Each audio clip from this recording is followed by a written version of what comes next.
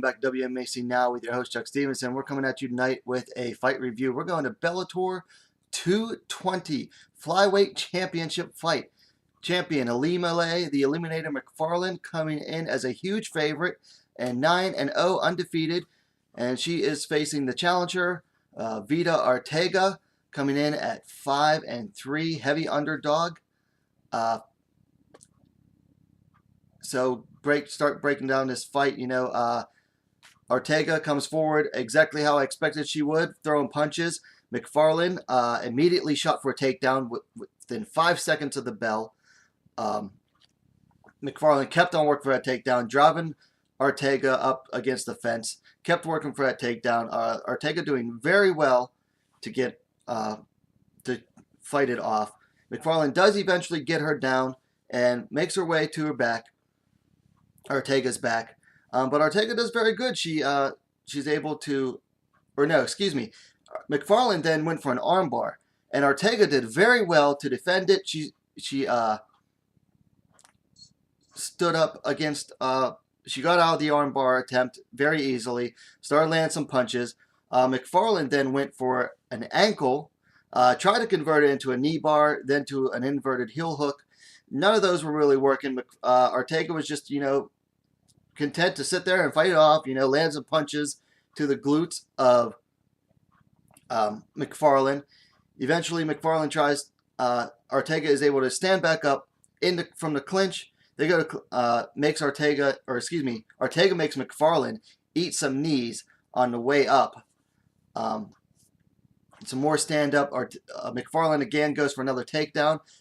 Arteaga does very well to defend it, and again making Macfarlane eat some more knees in the clinch.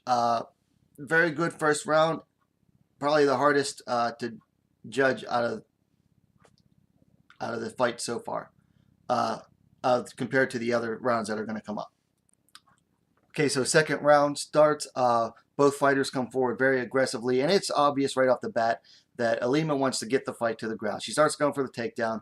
She eventually gets it about a minute into the round, and then from there, I've got to give Veta Arteaga credit. She neutralized Macfarlane on the ground. She closed her guard and postured her hips, keeping Ilima-Lei at a nice distance, and then she was hand fighting, and for the most part was able to neutralize Macfarlane's hands, which kept Macfarlane from landing virtually any ground and pound. Meanwhile, Arteaga did a very good job in landing ground and pound and landing punches from the bottom. She landed some punches. She landed several very nice elbows, one of which, as Macfarlane tried to drive forward, Arteaga landed a nice up elbow that smashed Macfarlane's nose and had her starting to bleed. Eventually, Arteaga was able to keep enough distance that Macfarlane just pulled out and tried to go back in. And Arteaga was able to get back to her feet. And then the rest of the round was spent on the feet, with Arteaga landing what I thought was much better effective striking than Macfarlane landed. Macfarlane landed one good punch, but Macfarlane was just very sloppy with her striking in this round. And at the end of the round, I added up. I probably had it, I think, 1-1. I gave the second round to Arteaga. So third round, both fighters come out, and much like the second round, Ilima-Lei Macfarlane wants nothing to do with Arteaga's stand-up game, and starts going for the takedown. Now Arteaga is doing a good job of fighting off the takedown against the fence. Actually uses a wizard, gets down by Macfarlane, but Arteaga uses the wizard to get back up, but eventually Macfarlane is able to trip her back down. So Arteaga wisely starts doing the same thing she did in the second round. She closes the guard. She uses her posture to keep the distance on the ground with Macfarlane and starts fighting with her hands. One thing Macfarlane does different in this third round is that she, within Arteaga's closed guard, gets down to her feet, or gets up to her feet, and so she's stacking Arteaga up, and she gets enough distance, and she lands one hard elbow, and all you hear is and it opens up a really nasty gash on Arteaga's head. So then they're still fighting on the ground some more. Arteaga is able to use her feet to drive Macfarlane off of her, gets back up to her feet. Macfarlane immediately goes for the clinch again, and referee Jason Herzog sees all the blood and stops and calls in the doctor. And the doctor and the referee wave the fight off at 1 minute and 50 seconds of the third round, giving Ilima-Lei Macfarlane the win by TKO due to doctor stoppage.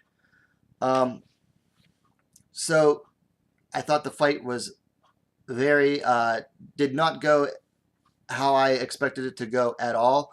In a very pleasantly surprising way, I thought Arteaga came out and did very well.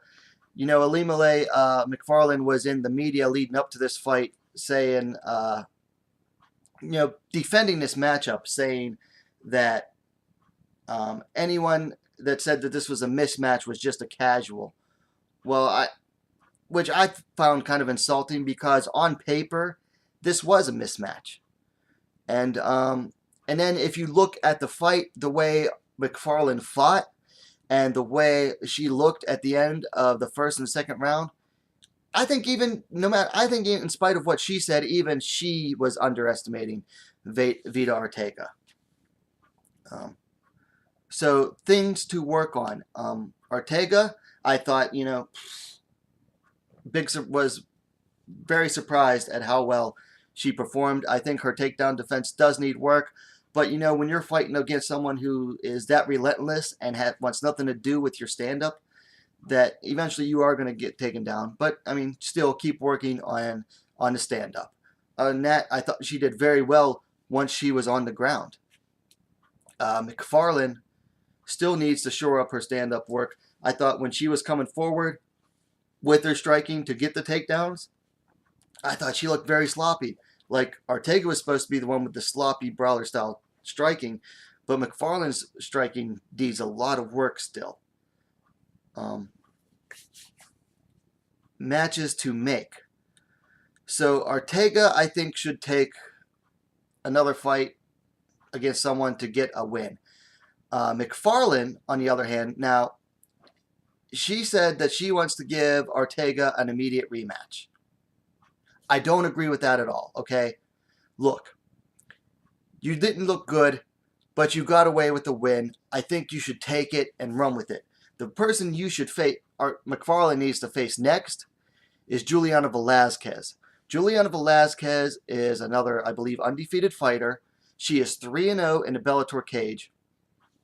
And she's coming off a win over Alejandra Lara the same weekend that Macfarlane defeated Valerie Letourneau. Okay? Stop trying to shelve Juliana Velasquez. Bellator, make the matchup between Macfarlane versus Velasquez. That is a fight. I think that will be an absolute ground war. And I think real fight fans want to see that. Let Arteaga get a win. And if Macfarlane beats Velasquez, then you can book the rematch. But there's no need for an immediate rematch here, okay? Yeah, Macfarlane did not look well, but you know what? She did win. It's a crappy win. No one really wants to win that way. Well, Kenny Florian liked to win it that way back in the day. But just take the win you got. Consider yourself lucky, because you didn't look as good as everybody thought you were going to look out there. Even you didn't think you looked that great out there. So take the win, get back in the gym, get to work, okay? Don't take a break between this fight. Keep your butt in the gym. And so, guys, anyway, that's what I have, my thoughts on this fight. I thought it was a pleasantly surprising fight, mostly because of Veta Arteaga. Let me know what you think about it in the comments down below. Thumbs ups are always appreciated. And what are you waiting for? Subscribe to WMMA Now, the best, fastest growing women's mixed martial arts dedicated platform on YouTube. And we'll see you next time.